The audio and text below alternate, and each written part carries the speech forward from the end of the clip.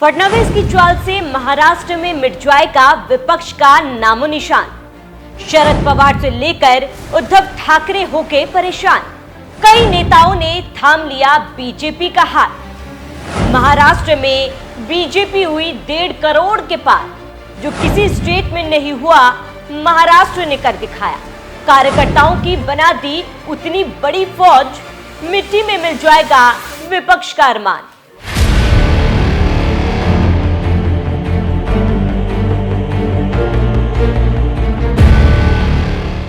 नमस्कार, आप देख रहे हैं एनएमएफ न्यूज और मैं हूं आपके साथ शाफनी पटनायक। देवेंद्र फडणवीस के नाम से ही महाराष्ट्र के विपक्षी दलों में भगदड़ मची है।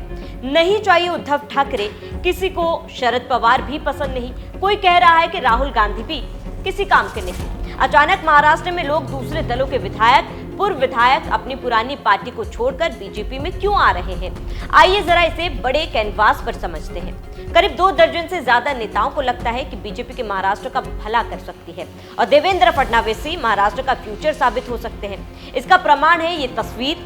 1, 2, 3, 4, 5 नहीं, इस तरह से कुल 12 लोग। ये सारे लोग आज से पहले या तो उद्धव शिवसेना में थे या फिर शरद पवार के एनसीपी में, लेकिन आज से इन सब ने अपने पुराने दल को टाटा बाय बाय बोल दिया है।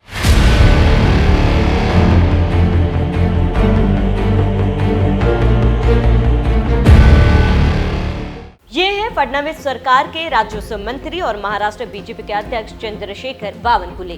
उनके साथ मौजूद है महाराष्ट्र बीजेपी के कार्यकारी अध्यक्ष रविंद्र चव्हाण।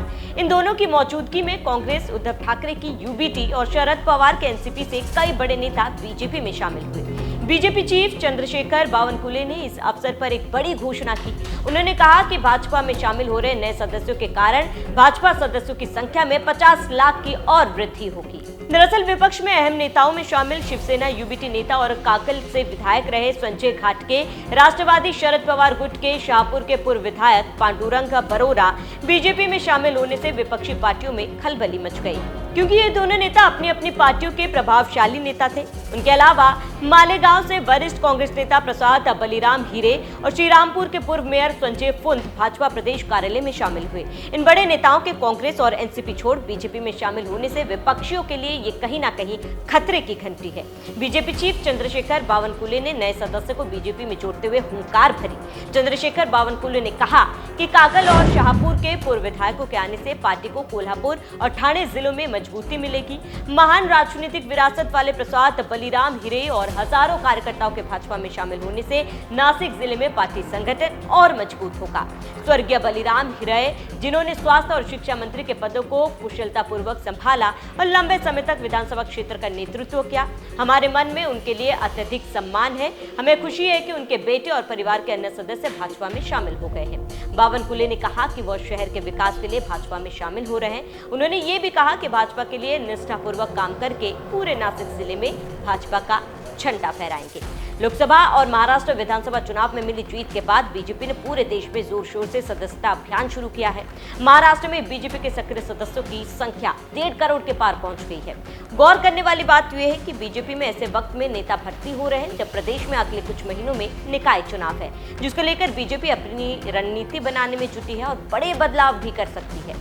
बीजेपी अपने संगठनात्मक ढांचे को और मजबूत बनाने में जोर लगा रही है ताकि होने वाले निकाय चुनावों में नए जोश के साथ विपक्षियों को हरा सके। फिलहाल महाराष्ट्र में जनता ने तो बीजेपी की नीतियों पर भरोसा जताया ही है, लेकिन अब विपक्ष के नेता भी यही मानने लगे हैं कि अगर विकास की राजनीति करनी है तो उसके लिए सही मंच केवल बीजेपी है। जिस तरह से एक के बाद एक दिग्गज नेता बीजेपी का दामन थाम रहे हैं, वो इस बात का संकेत है कि महाराष्ट्र की सियासत एक नए दौर में दाखिल हो चुकी है।